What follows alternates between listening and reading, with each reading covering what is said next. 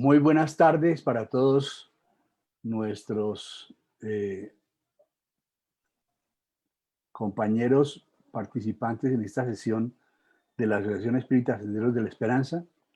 Damos a todos ustedes una cordialísima bienvenida. Hoy en nuestra presentación de los días sábados vamos a tener una conferencia maravillosa que, como ustedes están viendo, se intitula Lecciones de Pablo y Esteban para la actualidad. Esta charla estará a cargo de nuestra compañera Amira Aguilera Char. Y entonces, sin más preámbulos, para no quitarle tiempo, quiero invitarlos a todos ustedes a que iniciemos con una oración para pedirle inspiración al mundo espiritual. Dispongámonos físicamente para armonizarnos y estar en compañía de los mejores espíritus para esta charla. Señor Padre Eterno, te damos gracias infinitas por el día que estamos teniendo hoy.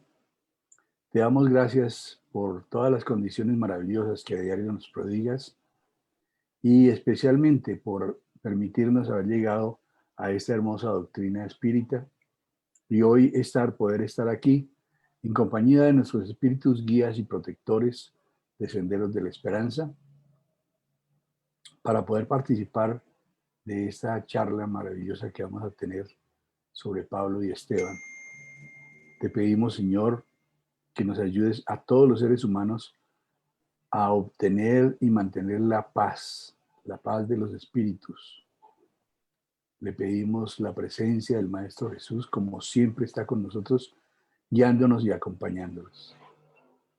A nuestros espíritus guías, que por favor inspiren a nuestra conferencista de la tarde de hoy, y a todos nosotros para que podamos proyectar estos conocimientos a nuestras vidas. Que así sea. Mi querida Amira, eres bienvenida. Tiene la palabra. Gracias, Pachito.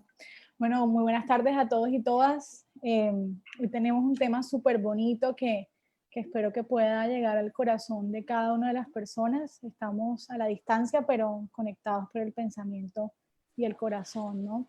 Entonces, traemos este tema hoy acerca de un libro súper especial que psicografía Chico Javier, pues que realiza el medium Emanuel, el espíritu Emanuel, perdón. Y vamos a tomar algunos apartados de estas experiencias de vida de Pablo, que es Saulo inicialmente, y de Gesiel, que se convierte en Esteban, para traer algunas reflexiones acerca de los retos que tenemos hoy en día en la humanidad y cada uno de nosotros en nuestro desarrollo personal.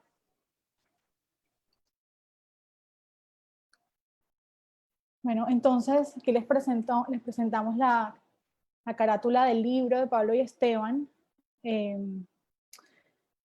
Digamos que toda esta historia que conocemos inicialmente del cristianismo primitivo, muchas veces no la conocemos a profundidad, y todos hemos escuchado quién es quizás por la Iglesia Católica, quién es San Pablo, quién es Esteban, conocemos más o menos sobre la historia de Jesús, que genera un quiebre con ese mensaje de amor en todo el desarrollo de la humanidad, donde pues encontramos incluso a nivel histórico que contamos el antes y el después de Cristo, ¿no? Pero que muchas veces ese mensaje todavía no llega a calar a lo profundo de nuestro ser. Entonces, este libro propone, y pues considero que propone un proceso de autoiluminación, como en las palabras de la mentora Juana de Ángelis, y uno de los objetivos de este es poder demostrar con claridad cuánto nos compete a cada uno de nosotros el trabajar para ir al encuentro con Jesús. Y ese encuentro con Jesús no es más que poder conectarnos con esa profundidad de nuestras conciencias, con estos ejemplos de lucha de estos primeros cristianos, que en ese momento no se llamaban cristianos, pero que ojalá permita, y la invitación es a que puedan acercarse al libro, está en PDF en internet, porque tampoco lo vamos a resumir todo, sino resaltar algunos apartados de él, porque considero que es un libro que, por lo menos en la experiencia personal, como que lo marca uno, ¿no? A veces tenemos la teoría, ya sea de las corrientes religiosas o espirituales que profesamos, pero a veces conectar esa teoría o esa razón con el corazón y la emoción no es tan fácil, que traemos como eh, unos vestigios ancestrales todavía, de esos primordios antropológicos, de ese ser instintivo todavía muy rudimentario, muy rudo, al que a veces le cuesta abrir el corazón, ¿no? Para sentir amor, y ese amor que enseña Jesús. Entonces, esta historia de Saulo y Esteban empieza en el año 34. Pues ya Jesús había venido a traer el mensaje. Y digamos que también es importante presentar de que el libro busca, como lo dice en el prólogo, presentar esa figura de ese cooperador fiel, digamos, en ese proceso de hombre transformado por Jesús y que está atento a ese ministerio divino que debe desarrollar, ¿no? En ese sentido, también nos recuerda todas las luchas, todos esos testimonios difíciles de ese gran corazón que fue Saulo, y pues también Pablo transformado, y asimismo Esteban, que lo lleva también a reconocer este camino de verdad y de vida, para poder invitarnos a cada uno de nosotros que se conecta con estas palabras, en poder esforzarnos en lo mayor posible para seguir estos ejemplos, ¿no? Y por otra parte, nos muestra cómo la cooperación es fundamental, esa ley de cooperación, ya que sin Esteban no estaría Pablo, y bueno, Jesús también trabajó en equipo, ¿no? Con unos discípulos que eran muy humanos, pero que cada uno desde sus capacidades intentaba aportar un poco a ese camino de llevar la buena nueva, ¿no? A los corazones de las personas que más lo necesitaban y que estaban abiertas a escucharlo. Entonces, digamos que esta cooperación permite, eh, digamos que sin la cooperación no podría existir el amor, y ese amor es esa fuerza de Dios que equilibra el universo, digamos, un poco lo resalta el prólogo. Aquí vemos como una línea de tiempo así, muy a grosso modo, de la historia de Pablo de Tarso, que vamos a ir recordando. Entonces la historia empieza con este padre, este anciano que se llama Jochedeb, en Corintio, ¿no? Tienen dos hijos, Gesiel y Abigail. Gesiel, que es quien luego se llamará Esteban, y pues se ve, digamos, una ciudad que tenía muchas culturas, personas de distintos lugares que tenían diferentes puntos de vista. En Israel pues creían, eran monoteístas, que había un solo Dios, y esto fue un terreno pues apropiado para el mensaje de Jesús, pero asimismo, tal cual como se ve hoy en día, todavía, en el año 2020, que habían muchísimo ruido, muchísimo desorden, muchísima injusticia, como un poco de caos social, ¿no? Donde habían leyes arbitrarias, punitivas, muy fuertes, donde la ley mosaica estaba enfocada en el ojo por ojo, en el diente por diente, y en este contexto del judaísmo dominante, la forma en que se llevaban a cabo los procesos pues, de justicia, pero muy, muy rígida, muy dura, pues no iba a dejar por fuera a esta familia. En el caso de Jochedeb, como por su condición racial, entonces él era discriminado y tuvo malos tratos por medio de los trabajadores del Licinio Minucio, ¿no? Quien era el que ostentaba ese poder religioso y político en el momento. Entonces él se sintió humillado varias veces,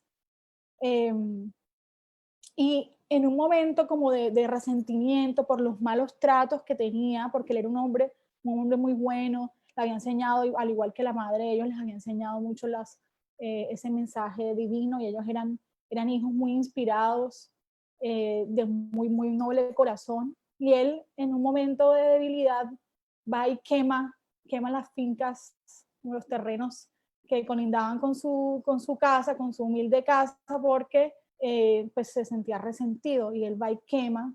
De hecho, perecen unos trabajadores, y él corre a intentar eh, como impedir, o sea, digamos que bajar un poco el fuego, y pues se lo llevan a él, lo van a buscar, porque algunos lo vieron quemando esos terrenos, y se llevan también a los dos hijos, a Jezeel y a Abigail, y pues ellos estaban muy, muy preocupados, le dicen, papá, ¿qué pasó? Y él les dice, no, la verdad es que yo quemé, fui y quemé los terrenos porque me sentía frustrado, estaba bravo, ¿sí? Por los malos tratos que no nos merecíamos, y ellos, en vez de llegar a juzgar al papá, lo comprendieron, lo trataron con cariño y siempre tuvieron fe, o sea, esa fe inquebrantable que tenían y le enseñaban a él, y que desde las primeras páginas uno se impacta, porque uno dice, bueno, ¿qué habría hecho yo? Seguramente yo habría regañado, no sé, no hubiera, quizás hubiera reaccionado, pero ellos eran muy tranquilos, ¿no?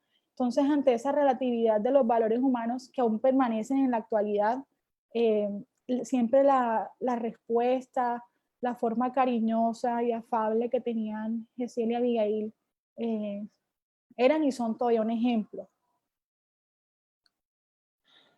Entonces, cuando se llevan pues a la cárcel, un poco a juicio a Jochedeb y a Jezeel y a Abigail, la dejan libre, y a Jezeel sí se lo llevan a la cárcel, y al padre, a Jochedeb, lo azotan, ¿sí?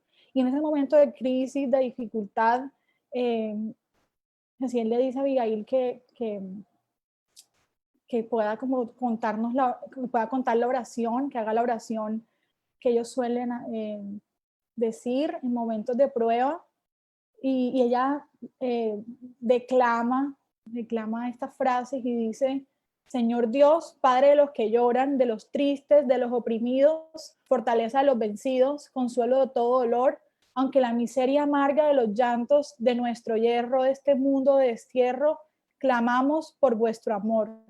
En las aflicciones del camino, en la noche más tormentosa, vuestra fuente generosa es el bien que no secará. Sois en todo la luz eterna de la alegría y de la bonanza. Nuestra puerta de esperanza nunca se cerrará. No, más adelante continúa con la segunda parte, pero es bastante impresionante la convicción, la fortaleza ante los momentos de dificultad, y que esto le va a llamar mucho la atención también a Saulo cuando llega a conocer a Abigail. Entonces, si él luego lo llevan a unas galeras, y pues va a un barco como esclavo, y él conoce a un patricio, se llama Sergio Paulo, que está bastante enfermo, y él lo cuida con tanto cariño, que esta persona se conmueve y pide a la persona que estaba como orientando el barco que lo dejara escapar. Entonces le dice que se fuera, lo deja en un puerto, y le dice que tienen que cambiarse el nombre porque si no se meten problemas con la ley, ¿no? Entonces llega Jezeel bastante enfermo, disvariando a Jerusalén, y se encuentra con la casa del camino. Y bueno, llega él casi que inconsciente, llega ahí a ese puerto, el señor casi lo iba a robar, él le entrega el dinero, y él se condolió de él, y le dijo, ay, bueno, ven, te voy a llevar a este lugar, y lo lleva a la casa del camino, y él y en parte Ina se sorprende porque es algo que no era usual en ese entonces. Entonces, se ven los primeros esbozos de unas primeras organizaciones de asistencia social en el mundo, que crean la Casa del Camino, y a estas personas que siguen a Jesús, que ya había sido crucificado, los llaman los hombres del camino. Entonces él llega al cuidado de Simón Pedro, y a pesar de que estaba muy lleno ese lugar, a él lo cuidan ahí, y él en sus elucubraciones, en su enfermedad, él declamaba poesías, y él, digamos que recordaba y en voz alta contaba todas como la palabra de Dios, y para los hombres del camino fue muy impactante quién era esta persona, y en muy poco tiempo Jezeel se vuelve, digamos, porque conoce la palabra ahí de Jesús, se conmueve mucho y se vuelve predicador, se vuelve la persona que más moviliza como la palabra y que consuela a los oprimidos, a todos los enfermos, todas las personas que estaban como excluidas de la sociedad. Por aquel entonces las personas, como que las familias y la gente los ignoraba, sacaba a las personas que estuvieran leprosos, estaban enfermos o estaban en dificultades. No había quien los acogiera, sino que los dejaban como tirados a las afueras de la ciudad porque eran personas pues que no merecían nada. Y ahí era donde encontraban personas que los trataban como hermanos, aunque no fueran pues, hermanos biológicos, ¿no? En una época donde era muy importante el tema de la tribu y cuál era tu descendencia, ¿no? Que hoy en día, pues, no ha cambiado mucho tampoco, ¿no? Poco. A veces solamente encontramos que las personas se interesan por su familia, las personas más cercanas, y a veces no nos importa qué suceda con las otras personas que están pasando necesidad, ya sea en nuestro país o en el mundo, ¿no? Digamos, una postura individualista, postura que no tenían los hombres del camino porque estaban totalmente convencidos de esa buena nueva que traía Jesús. Entonces, en el marco de ese paradigma de amor, digamos, Jesús muestra un Padre, un Dios que es solo amor, ¿no? Que no es ese Dios castigador. Y Jesús, que no es un maestro de violencias, eh, digamos que ante esto, cuando Esteban, cuando Gesiel pues es rebautizado como Esteban, un nombre griego, él empieza a ser muy conocido y eh, digamos que Esteban empieza a llamar muchísimo la atención y eso no le gustaba nada a Saulo de Tarso, que venía de esta ciudad, de pueblito que se llamaba Tarso, que él estaba muy preocupado porque eran unas personas rebeldes que estaban poniendo en peligro la ley de ellos, del judaísmo dominante, y pues empieza a preocuparse y llega a la casa del camino a ver qué era lo que estaba pasando. Entonces, eh, en la prédica de Esteban llega Saulo y muy molesto porque el orgullo en ese momento que a Saulo lo atravesaba era muy fuerte, porque se sentía como un intelectual, ¿no? Era una persona un poco dura de corazón en ese momento, aunque era cariñoso como en su privacidad, era un poco rígido para hacer cumplir la ley a como diera lugar, porque esa era la que su convicción le decía.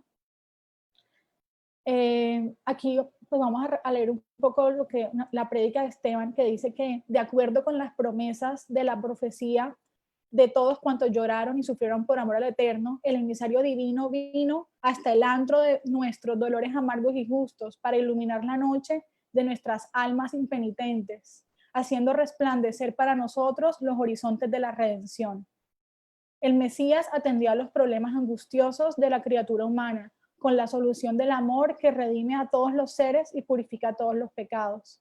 Maestro del trabajo y de la perfecta alegría de la vida, sus bendiciones representan nuestra herencia, entre otras cosas que a todos dejaban perplejos. Esteban estaba, por medio de esa convicción que tenía en Jesús, curaba enfermos, digamos que la gente se sentía muy protegido por él y por los hombres del camino, y Saulo llega a atacarlo, ¿sí? Empieza eh, como a discutir y a decir un poco que eso que él decía era, y que ellos decían era una herejía, básicamente, que eso eran hechicerías, que esas curaciones eran cosas oscuras y bueno. Entonces, en ese contexto, Saulo se vuelve el gran perseguidor de los cristianos primitivos, ¿no? En ese momento de los hombres del camino, y se ensaña también con Esteban muchísimo. Él ya era novio de Gesiel, amaba muchísimo a Gesiel, quería hacer una familia con él, perdón, Gesiel no, de Abigail, que es la hermana de Gesiel, pero digamos que él no se había dado cuenta y tampoco Abigail sabía que este Esteban era el hermano Gesiel, ¿no? El hermano de Abigail. Y en este proceso de persecución de todas las personas que fueran con ideas contrarias, y que yo creo que aquí podemos ver unos primeros esbozos de guerras, ¿no? De guerras y de la violencia que genera el hecho de que pensemos distinto, lo cual nos pasa en la cotidianidad, ¿no? Muchas veces cuando las personas tienen otra forma de ver el mundo, otras creencias espirituales, a veces nos cuesta mucho dialogar, ¿no? Y quizás ya la persecución no es tan directa como eran en otros tiempos, como lo vivieron los primeros cristianos, y como se hacían en ciertas guerras religiosas, aunque todavía hay algunas en el mundo, todavía los seres humanos de otras maneras todavía pues estamos en conflictos ideológicos de todo tipo, ¿no? No solamente los religiosos. Entonces, Esteban pues se va a juicio, ¿no? En el Sanedrín, porque pues Saulo tenía cierto rol, era un doctor de leyes judaicas, entonces él iba a ser promovido como en el Sanedrín, y Saulo se encarga, porque le tenía mucho resentimiento Esteban, yo diría que hasta un poco de envidia también, y pues lo acusa de blasfemo, de calumniador, de hechicero, y pues a pesar de que él era israelita, digamos que como era israelita, le permitieron que él se defendiera. Entonces él empieza a dar sus razones, a dar su punto de vista, y pues la gente queda muy impactada, y eso a él le movía todo el odio, el rencor a Saulo. Y entre esas preguntas que le hacía Esteban a Saulo, le decía como, ¿no sabes que a la sombra de vuestros muros hay infelices que mueren de hambre? Fíjense que esto todavía pasa hoy en día, ¿no? Entonces, grandes iglesias con oro, ¿sí? Eh, mucho dinero que se mueve, fanatismo religioso, pero muchas veces se nos olvida el fondo del mensaje del cristianismo, de todos estos grupos que siguen a Jesús, que es ese mensaje de caridad, ¿no? Que era lo que realmente importaba a esta comunidad naciente. En medio de esto, bueno, él había invitado a Abigail, a su próxima esposa, a que fuera a ese espacio porque le quería presentar a los amigos, pero ella dijo que llegaba un poco más tarde, y cuando ella llega, pues a Esteban lo estaban apedreando. Pero en medio de toda esta lapidación, algo que llama mucho la atención son las descripciones de los diálogos internos de Saulo, donde él dice, pero ¿de dónde saca esta persona tanta serenidad, tanta paz? ¿Por qué está tan tranquilo? O sea, ¿qué energía, qué fuerza es la que hace que él esté tan tranquilo en medio de las humillaciones? ¿Sí? Estaba ensangrentado, lo escupían, digamos que la masa que estaba ahí como que a veces se conmovía, pero también era como, tal cual como le había pasado a Jesús, es como le pedían que lo mataran, ¿no? Porque la gente un poco disfrutaba del morbo, de la violencia, ¿no? Cosa que todavía sucede hoy en día, ¿no? Cuando ya Abigail se da cuenta, le llamaba la atención a esta persona y decía, ¿quién es esa persona? Y le pide a Saulo que se deje acercar a él, y se da cuenta que es Gesiel, y le dice, es Gesiel, y pues Saulo le había prometido a Abigail que iba a hacer lo que sea por salvarlo, por buscarlo, por ayudarlo, porque sabía de lo mucho que lo quería y la buena persona que era, que Abigail decía que mucho de lo que ella era por su hermano, que le había como infundido todas estas ideas de amor.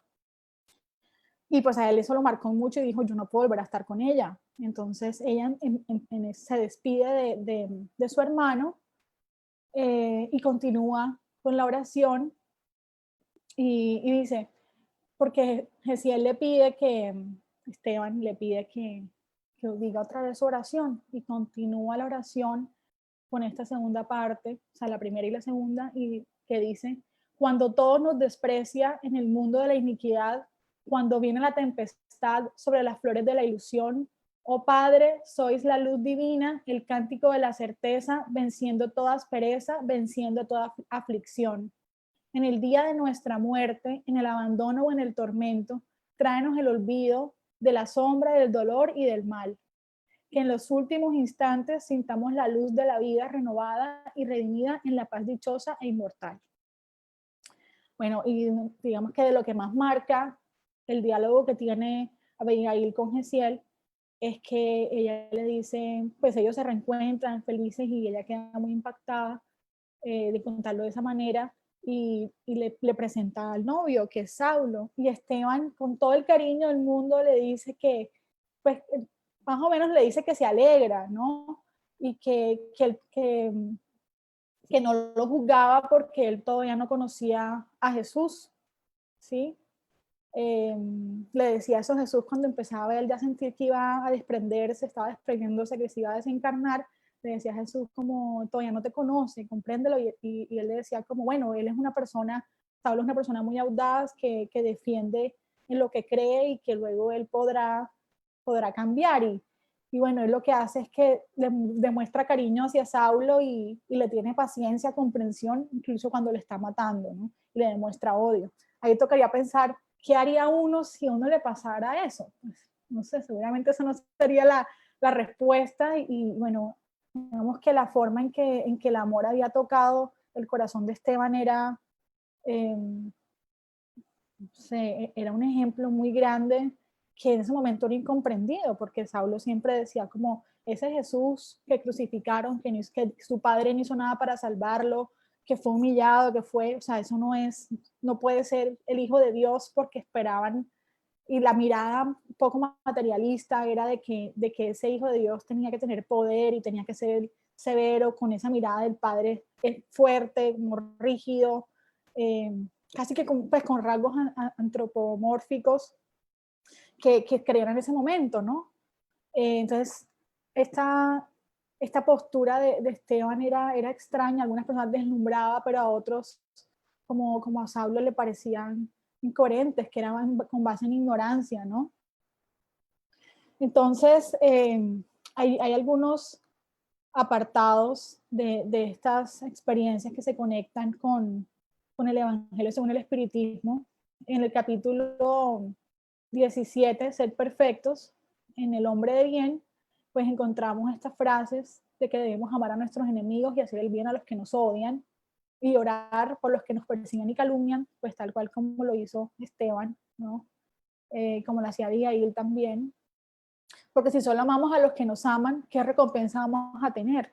Entonces, este ejemplo de vida real, ¿sí? Tanto del Maestro Jesús como de Esteban, hasta el momento, donde muestran este verdadero hombre de bien, que es el que cumple la justicia, la ley de justicia, amor y caridad en su mayor pureza, sin buscar defenderse ante los ataques que no se merecían, y al parecer, eh, pero que comprendían la esencia de esas enseñanzas, porque tenían una mirada, un punto de vista un poco más ampliado de lo que implicaba la vida, que la vida no acababa con el sepulcro, y esto les permitía tener una esperanza de que el futuro sería mejor, ¿no?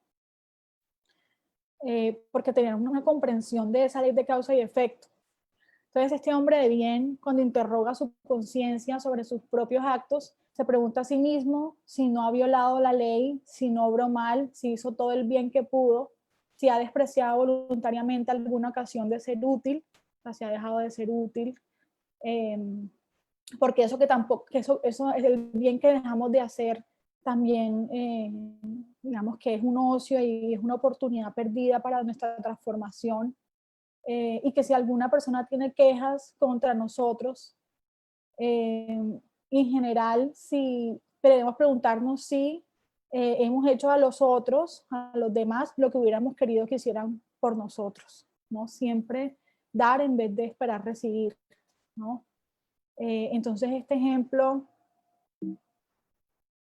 del Evangelio son el espiritismo, que obviamente ya llega a ser una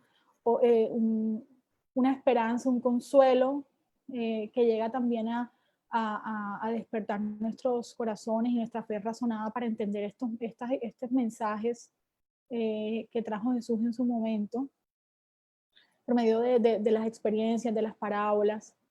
También encontramos, digamos, estos elementos que dicen para que podamos ser verdaderos espíritas, que eran estos cristianos primitivos que más allá no tenían unos rituales, se reunían en casas sencillas a orar, sobre todo a hacer acerca de la caridad, ayudar a otros, a llevar ese mensaje consolador de Jesús, de esa ley de amor, y de perdón que en ese momento no se comprendía y que iba a ser como ese manantial de esperanza y de consuelo para todos los desfavorecidos, los abandonados del mundo.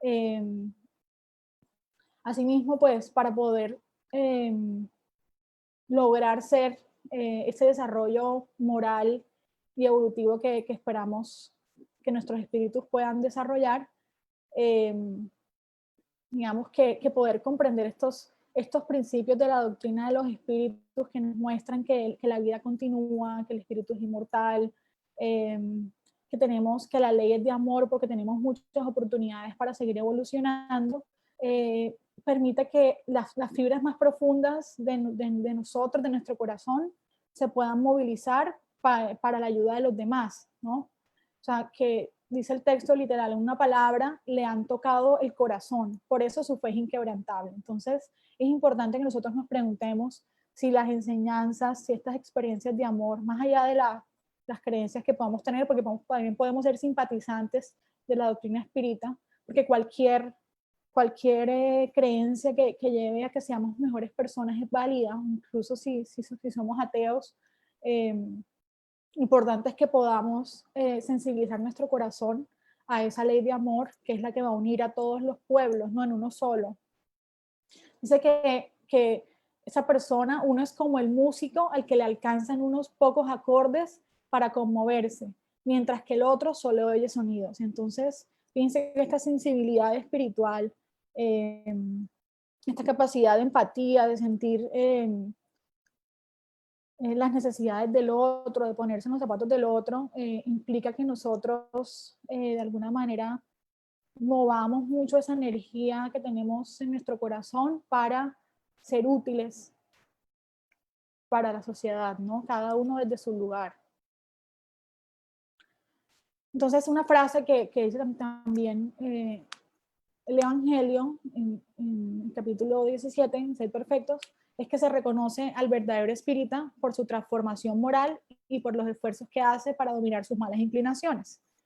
Y esto pues es una frase que escuchamos bastante en los espacios de estudio espírita y que tiene un contenido bien profundo porque lo que hacían, digamos que la religión en este momento, en estas épocas de Pablo y Esteban, era que, digamos que si alguien hacía algo malo le cortaban la mano, ¿no? El ojo por ojo, eran muy literales en torno como a arrancar el mal, porque creían que el mal era solo del cuerpo. Yo tenía esta perspectiva del espíritu, ¿sí? Que trascendía, y se esperaba que se tapara, o sea, había una transferencia que todavía permanece en el día de hoy de nuestros defectos, de nuestras malas inclinaciones, digamos que eran decoradas por esas máscaras del ego, ¿no? En donde digamos que lo que importa es el parecer, ¿no? El parecer que nos comportamos bien, pero en el fondo, en lo profundo de nuestro corazón, como le pasaba a Saulo, pues él tenía muchísimos conflictos, que no encontraba su paz, ¿no? Entonces, en este proceso para poder dominar nuestras malas inclinaciones, necesitamos conocer muy bien cuáles son nuestros defectos, ¿no? Y entenderte que estos procesos de transformación son graduales y que implican mucha disciplina, muchos esfuerzos por reconocer quiénes somos en la profundidad, que más adelante vamos a desarrollar desde las enseñanzas de Juana de Ángeles. Entonces dice, mientras que uno se conforma con su horizonte limitado, el otro que capta algo mejor se esfuerza en superar sus límites y siempre lo consigue cuando tiene firmeza de voluntad. Entonces necesitamos tener esa voluntad férrea, fuerte para poder superarnos. Continúa el texto diciendo, así es, hijos míos, en vano el hombre ávido de goces procura hacerse ilusiones acerca de su destino en la tierra, afirmando que solo debe ocuparse de su felicidad. Es verdad que Dios nos creó para que seamos felices en la eternidad. No obstante, la vida terrenal debe servir exclusivamente para nuestro perfeccionamiento moral, que se conquista con más facilidad con la ayuda de los órganos corporales y del mundo material, sin tener en cuenta las vicisitudes ordinarias de la vida, la diversidad de vuestros gustos, de vuestras inclinaciones, necesidades, es también un medio para perfeccionaros, mediante el ejercicio de la caridad. Porque solo a costa de concesiones y de sacrificios mutuos podéis mantener la armonía entre elementos tan dispares. Sin embargo, tendríais razón si afirmáis que la felicidad está destinada al hombre en este mundo, siempre que la busquéis en el bien y no en los goces materiales. Entonces, bueno, pues esta perspectiva, digamos, espiritual de la puerta estrecha, de nosotros hacer los esfuerzos por no dejarnos llevar por los excesivos placeres o por el orgullo y la vanidad exacerbados, implica que nosotros trabajemos y enfoquemos nuestro tiempo en ser mejores personas y en aportar a las personas que nos puedan necesitar de distintas maneras. Entonces, también dice que la historia de la cristiandad se refiere a los mártires que iban al suplicio con alegría, que eso a Saulo le impactaba y decía, ¿qué tiene esta gente que los están apedreando y están muriendo y van felices a su cruz? ¿Sí? ¿Qué es lo que les ha cambiado? ¿Qué es lo que ahora es la brujería que hace ese tal Cristo que transforma a las personas que al parecer eran los pobres, sí, los que no tenían esos recursos económicos, pero que tenían unos recursos espirituales muy fortalecidos? ¿Sí? Y que hoy en día en nuestra sociedad, para ser cristianos, no hace falta ese holocausto del martirio ni el sacrificio de la vida, sino única y exclusivamente el sacrificar nuestro egoísmo, nuestro orgullo y nuestra vanidad. Entonces, lo que pasa es que muchas veces nuestro orgullo y egoísmo están enmascarados, ¿no? Asimismo nuestra vanidad, y poder desarrollar esa humildad implica una observación de sí mismo a profundidad que muchas veces no hacemos, ¿no?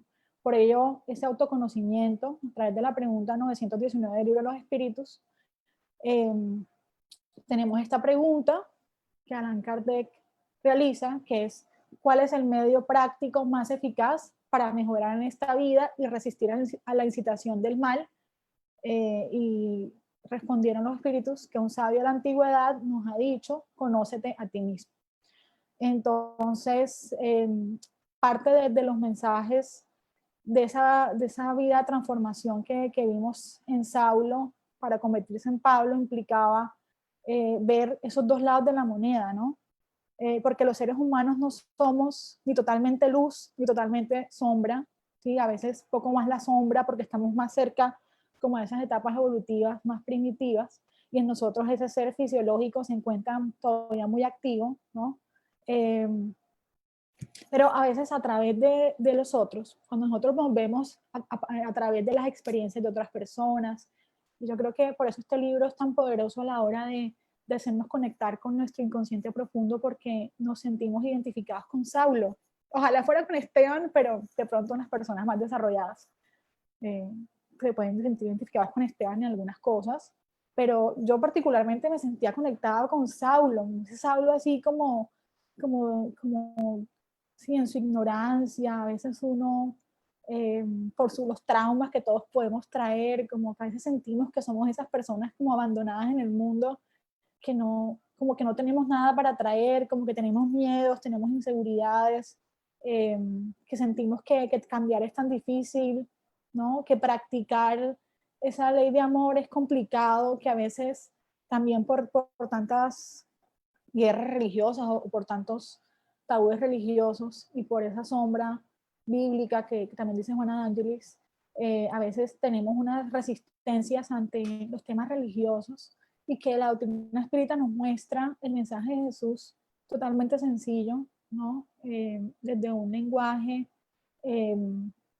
sin tanta decoración, que llega, que se conecta más con ese ser racional y también emocional, porque por lo menos algunos textos del Evangelio que también vamos a seguir viendo, tienen unas enseñanzas para ese desarrollo psicológico que todos tenemos que emprender para realizar ese proceso de individuación, de transformación moral hacia ese sí mismo que sea completo, ¿no? Que se reconozca pues en esa luz y en esa oscuridad que todos tenemos, ¿no? Entonces, en el libro Jesús y el Evangelio a la luz de la psicología profunda de Juana de Ángelis y de Divaldo Franco, en el capítulo El Mayor, tenemos este apartado del Evangelio que dice: por tanto, cualquiera que se humille como este niño, ese es el mayor en el reino de los cielos. En San Mateo, capítulo 18, versículo 4. Entonces, como en aquellas épocas de Pablo y Esteban, la supremacía del ego conducía al individuo a esas pasiones primitivas, a las ambiciones excesivas, a los intereses mezquinos y a esas quimeras, como una vida, unas cosas idealizadas, materialistas, que no eran lo importante, ¿no? Que eso le pasaba a Saulo, ¿sí? Como a la mayoría de la sociedad, y que decíamos que muchas veces ocultamos la sombra, nuestra sombra, ese lado oscuro de nosotros, para aparentar formalismos, tradiciones, apariencias, a pesar de los conflictos que tenemos y en los cuales agonizamos. Y Saulo estaba agonizando en medio de sus conflictos. Entonces vemos este proceso de transformación. Voy a pasar más adelante.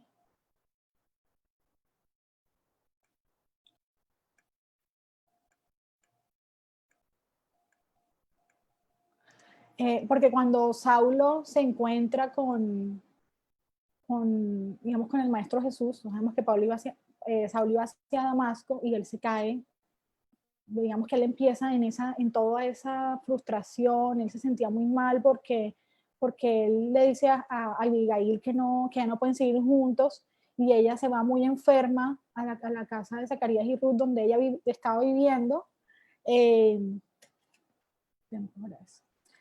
Entonces, él queda muy triste, ¿no? Al ver todo lo que pasó, él decía: ¿por qué? Porque todo esto me pasa a mí, o sea, porque Jesús me persigue, y le sentía odio hacia él, sentía que él era responsable por todo lo que le pasaba, y tenía miles de conflictos interiores, como nos puede pasar a cualquiera de nosotros, que tenemos conflictos muchas veces inconscientes y que no nos damos cuenta de ellos, ¿no? Entonces, cuando iba con unos compañeros hacia Damasco, porque quería seguir persiguiendo a los cristianos, ¿no?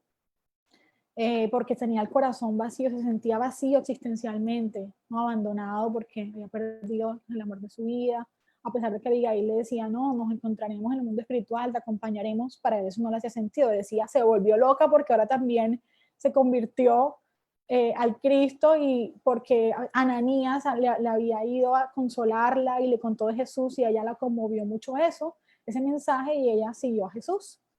Y luego luego de hablar con él, como el siguiente día, desencarna, y él queda muy, muy triste, muy afectado y muy en conflicto. Cuando va por ese desierto, él empieza a tener esos conflictos y decía: pero ¿por qué? ¿Por qué esta gente tiene paz y yo no? O sea, ¿qué es lo que tiene ese Jesús? Pero él decía: no, eso no tiene sentido, porque era muy arraigado a sus creencias, ¿no? Entonces, él se le acerca al Maestro Jesús, ve esa luz, y él queda instintivamente rodillas sin darse cuenta, y le pregunta: Maestro Jesús, Saulo, ¿por qué me persigues? Y él llora profundamente, se conecta con ese yo profundo, se conecta y empieza a preguntarse como: ¿quién es esta persona? Y él le dice: yo soy Jesús. Y él llora y llora, se siente súper culpable porque se dio cuenta de que el maestro sí era él, se sentía frustrado. Entonces, en todo este proceso, él tiene un momento de insight, ¿no? Como que una conexión con su yo profundo cuando Jesús se le acerca y él se transforma. Es un momento de autoiluminación, él queda ciego temporalmente, pero antes que se sentía una persona perdida en el mundo, él luego se siente totalmente conmovido, y él le dice a Jesús que él va a trabajar en todo lo que él pueda por la buena nueva, que él sabe que se equivocó. O sea, obviamente en ese momento, pues lo que narra un poco el libro es que él no podía decir muchas cosas, quería decirle todo eso en su mente, pero él estaba totalmente en shock, un shock emocional, porque él había negado, incluso había perseguido a Jesús. Entonces, digamos que él de alguna manera proyectaba su sombra sobre los otros, ¿no? Por sobre todo esto que él no comprendía, porque él creía en un Dios que era rígido, ¿no? Un Dios que era castigador. Y en ese momento se da una conexión entre esa sombra de él y la sombra también colectiva de la sociedad, y esa luz que el maestro le de alguna manera le daba, ¿no? Entonces él se da cuenta que sus objetivos existenciales tienen que reorientarse. Se da un momento en donde él busca la sublimación, pasar un poco sus limitaciones groseras hacia un proceso de amor, ¿sí? Un poco más excelso, porque él toda su vida había intentado seguir la ley de Moisés y ser una buena persona, pero había cierta violencia en él y cierta prepotencia, arrogancia que él no había podido controlar, porque le faltaba este mensaje, ¿no? El mensaje que Jesús venía a traer.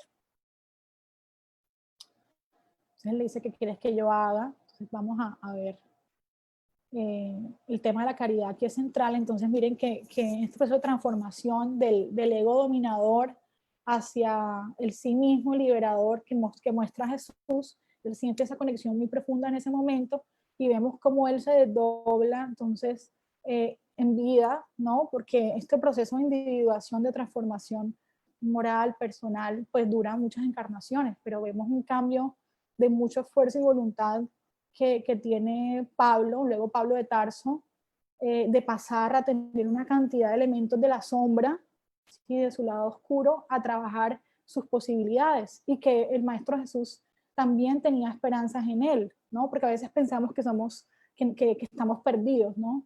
Y él en un momento dice como yo era la oveja perdida y Jesús me trajo el rebaño. Entonces cada uno de nosotros somos poco en esa sombra, en esa parte de los defectos que tenemos, somos como esa oveja perdida que está buscando la palabra, que está buscando el conocimiento y la espiritualidad para ser hombres, ser seres integrales, ¿no? Entonces, de alguna manera, este proceso de autoiluminación, él empieza a realizarlo más adelante. Todos conocemos la historia de cómo Pablo de Tarso lleva la buena nueva y también aguanta cuando Jesús le dice que no recuse, se dice que no se resista a los aguijones. Él entendió todo lo que había pasado y todo lo que vendría, y él soportó con mucha fortaleza cada una de las persecuciones, porque pasa de ser perseguidor a ser perseguido, ¿no?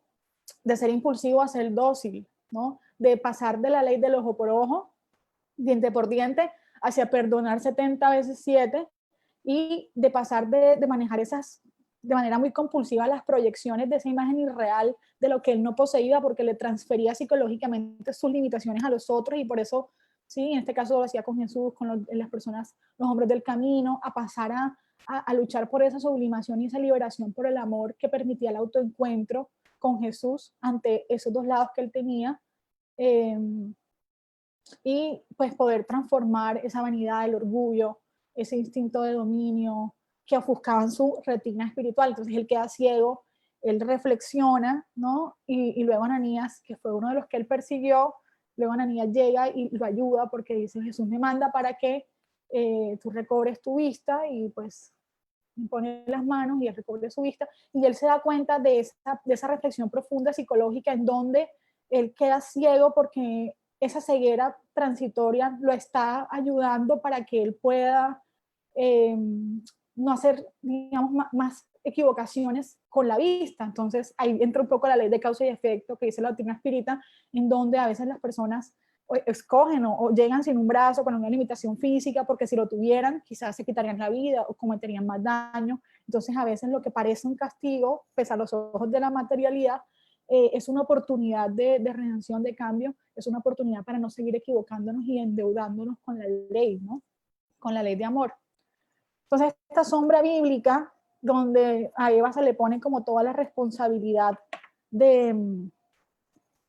toda la responsabilidad del pecado original, y cómo las mujeres no tenían derechos. Hasta el día de hoy hay países donde no tienen derechos, donde la niñez estaba vista como los inferiores. En el libro de Jesús y el Evangelio a la luz de la psicología profunda, también muestra un poco esto de cómo esa transferencia, esa proyección que hacen los adultos por ese miedo a perder un poco el poder y a que se están envejeciendo, a sentir de que los niños y niñas no tienen voz, ¿no? Bueno, y además que también pues la esclavitud, y pues hacia muchos grupos que todavía son discriminados o son explotados, son oprimidos, digamos, porque pues se sienten a veces como en peligro, ¿no? por ellos. Entonces, en este proceso, Pablo de Tarso caminó de manera intrépida y sincera entre las sombras del mundo. Cuando él se transforma y camina entre las sombras, esa sombra colectiva del planeta que es responsable por los comportamientos enfermizos de los pueblos, porque esa identidad predominante de la época y todavía hoy en día en la actualidad es de la fuerza brutal y ese primitivismo psicológico. Obviamente, pues de pronto no tan fuerte como en ese entonces, pero podemos darnos cuenta por nuestra sociedad, todavía estamos en guerras, ¿no?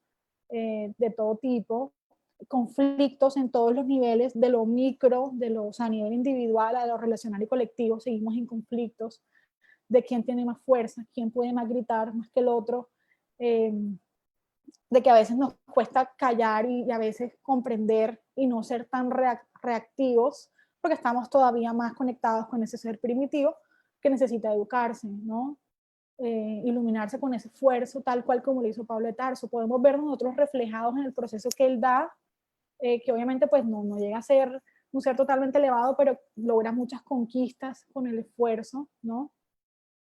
Y que ese trabajo, o sea, él finalmente escucha al maestro, va al encuentro de las dificultades de la vida que tenía que enfrentar, logra su cometido con todo el esfuerzo, lleva la buena nueva al mundo, a pesar de ser esta persona que en un principio parecía como el malo de la historia, se convierte en un ejemplo de vida. Entonces, para todos es un ejemplo de que nosotros en nuestra encarnación tenemos la posibilidad de tomar las riendas, de tener voluntad y mejorar poco a poco, evidentemente, con las cargas, con las responsabilidades, el fardo que cada uno nos tocó cargar, pero con la ayuda de las enseñanzas amorosas del Maestro Jesús y de la doctrina espírita, podemos llevar de mejor manera ese recorrido hacia ese deotropismo que dice Juana de Ángelis, que es poder tener esa inclinación natural hacia la espiritualidad, hacia Dios, para romper con el status quo, esa estructura, esa macroestructura social perturbadora que tenemos todavía hoy en día en la actualidad, donde hay demasiados problemas sociales que parece que se recrudecen, ¿no? Pero que tenemos las enseñanzas porque ya tenemos, digamos, ese consolador prometido Jesús que nos permite, y asimismo muchas otras, digamos, doctrinas filosóficas, espirituales que nos dan enseñanzas para que nosotros podamos tener horizontes más felices, regenerarnos y rehabilitarnos por medio de las pruebas y expiaciones que cada uno tiene que emprender, porque cada cual tiene su pasado, un pasado histórico, pero conocer esta historia de Saulo y de Pablo Tarso nos puede dar muchos ánimos y un ejemplo muy bonito de vida de una persona que pasa como de la oscuridad, de la sombra hacia esa autoiluminación, digamos, mediante ese conocimiento desde el mensaje de Jesús, porque pues Esteban ya era una persona un poco más sublimada, ¿sí? De sus experiencias pasadas, mientras que a Saulo le costaba mucho, él pasó por muchos conflictos y que obviamente seguiría teniendo algunos conflictos, pero que los enfrentó. Entonces permitió ese encuentro de ese ego enfermizo con el self liberador, que es el amor y el conocimiento de ese evangelio de Jesús, que es esa verdad que nos muestra el camino de hacia dónde tenemos que ir, de cuáles son las mejores decisiones que debemos tomar. Entonces, con eso aprendimos de que, por tanto, aquel que se humille, que torne pequeño como este niño, ese es el mayor en el reino de los cielos. Entonces, el texto de Jesús y el Evangelio nos dice que los discípulos estaban cerca de Jesús, pero no lo comprendían. Ellos querían la posición social, o sea, tenían como rivalidades entre a quién querían más, y hoy en día lo vemos, los celos, las envidias. Entonces, esa condición esencial que estableció Jesús de ser sencillos como los niños y niñas nos lleva a aprender, a llevar a lo profundo de nosotros este proceso de pasar hacia una autorrealización, de no solamente quedarnos en el nivel de lo fisiológico, de las necesidades básicas, sino de elaborar ese ser psicológico que nos puede llevar a canalizar y sublimar esas energías instintivas que tan difícil a veces nos es transformar, ¿no? Pasar de ese ego, digamos, a esa conciencia de sí, dando cuenta que ambas polaridades hacen parte de nosotros y que gradualmente, comprendiendo la oscuridad, reconociendo sobre todo estas enseñanzas de nuestra historia, porque la sombra colectiva pues también nos influye, ¿no? porque la mirada materialista del mundo también muchas veces obnubila nuestros sentidos, nos embrutece un poco y no nos deja ver cuál es ese camino de trascendencia que tenemos todos que emprender, ¿no? Y que para eso también tanto la codificación como los libros de Juana, y en especial este libro de Pablo y Esteban, que es muy emocional, nos puede ayudar para emprender este proceso de desarrollarnos como personas que tengamos este principio de que fuera de la caridad no hay salvación. Antes, pues la iglesia decía que fuera de la iglesia no había salvación. La doctrina espírita viene a decir que fuera de la caridad, porque no se trata de la religión o la creencia, sino digamos, de lo bueno que nosotros hagamos, de nuestras buenas acciones. Por ende, es importante que a pesar de que nosotros tengamos todo el conocimiento intelectual, lo más importante es que desarrollemos ese trabajo de caridad hacia otros, el perdón, la benevolencia, todos esos valores que Esteban y que Abigail y que Pablo nos muestran en sus historias, ¿no? Sí, así hubiéramos distribuido todos nuestros bienes para alimentar a los pobres y entregado nuestro cuerpo para que fuera quemado. Si no tenemos caridad, todo eso de nada sirve. Entonces, cerramos con unas preguntas que Saulo se hacía, ¿no? Perdón, que Esteban hacía. Se decía como, mencionáis a nuestros heroicos instructores del pasado tan solo para justificar el gozo egoísta de la vida, ¿dónde guardáis la fe? ¿En el confort ocioso o en el trabajo productivo? ¿En la bolsa del mundo o en el corazón que es el templo divino? ¿Incentiváis las revueltas y queréis la paz? ¿Explotáis al prójimo y habláis de amor a Dios? A veces somos incoherentes, ¿no? ¿No os acordáis de que el Eterno no puede aceptar el olor de los labios cuando el corazón de la criatura humana permanece distante de él? Entonces, esto es una reflexión para que nosotros seamos coherentes entre lo que pensamos, decimos y hacemos, ¿no? Para que no sigamos a veces instintivamente con la sombra individual y colectiva y viviendo más en la perspectiva de Saulo y no tanto en la de Pablo, ¿no? Entonces, bueno, cerramos con esta pregunta que es, ¿cuáles son los diálogos internos de nuestros conflictos? ¿No? Si nosotros nos encontramos en ese soliloquio sombrío como el que vivía Saulo, y donde él se preguntaba de dónde estaba la paz espiritual que tanto anhelaba en sus esfuerzos comunes que no encontraba, bueno, la verdad el camino y la vida pues están en las enseñanzas de amor del Maestro Jesús, más allá de las creencias que cada uno pueda tener. Entonces, con eso cerramos, agradeciendo su paciencia. Y si hay preguntas, no hay. Bueno, sí, muchas gracias, Samira. Una excelente presentación. Admiramos tu capacidad para condensar ideas. Yo sé que habría muchísimas preguntas. Vamos a mirar a ver si encontramos en el chat algunas preguntas que hay aquí, pero no veo. Sí, Pachito, gracias. Yo creo que es importante que nos quedemos con esta frase que dice el libro en el prólogo, que es, ¿quién estará en el mundo sin un ministerio de Dios? Todos tenemos nuestro ministerio, nuestro trabajo, todos tenemos la posibilidad de despertar nuestra conciencia y de conectarnos con esta historia de vida que nos dejan los primeros cristianos. Nada, mil gracias por el Bueno, espacio. mira, de nuevo nuestros agradecimientos por estar con nosotros en esta tarde con este tema tan interesante, tan emocionante, que nos deja como la inquietud de leer el libro a fondo, dedicarle unos raticos lindos que podemos tener en este momento, bien sea en el confinamiento o en la etapa en donde estamos previos a esta Navidad. Tendremos la oportunidad seguramente de leer esta publicación tan hermosa de Pablo y Esteban, que entre otras cosas se puede conseguir también en internet, si no la tenemos en físico, la podemos localizar en el internet y podemos dedicarle un rato a leer esto y profundizarlo un poco más. Te agradecemos mucho y te pedimos encarecidamente el favor de que por favor nos regales una oración para terminar, Amira. Gracias. Bueno,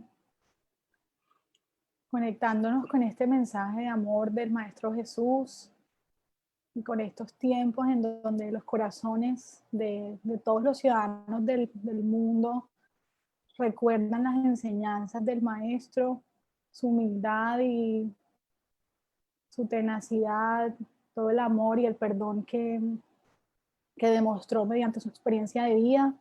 Conectamos con nuestro Padre Creador, conectamos con nuestros espíritus guías, agradeciendo por este espacio de aprendizaje, agradeciendo porque a pesar de las adversidades que tenemos hoy en día en la actualidad, nos podemos conectar mediante la tecnología, porque podemos abrir nuestro corazón con todas las personas que se conectan con nuestros deseos de cambio, pidiéndole al Maestro Jesús y a Dios que nos dé fortalezas para seguir transformándonos, para tener esa valentía que tuvo Pablo de ser una mejor persona, de llevar la buena nueva, de llevar el amor en todos los actos. Pedimos para que todas las personas que en nuestro país están pasando por pruebas muy complejas, en Providencia, en el Chocó, también aquí en Cartagena y en todo el mundo estamos pasando por unas pruebas, expiaciones colectivas. Pedimos por la salud de todas las personas que se encuentran en los hospitales y a las personas que se encuentran en estos momentos en conflicto interior, que se sienten abandonadas. Pedimos para que se puedan conectar con sus espíritus guías y para que cada uno de nosotros pueda reflexionar en este fin de año para que cada día podamos acercarnos más a Dios, para que podamos engrandecer nuestras almas y trabajar de manera colaborativa para cooperar con el trabajo de esa siembra para este mundo de regeneración que esperamos. Agradecemos por nuestros hogares, por las oportunidades que tenemos y pedimos por la protección de todos los centros espíritas del mundo para que el Consolador pueda seguir llegando a cada uno de nuestros corazones. Damos gracias y que así sea. Muy bien, que así sea, mil gracias.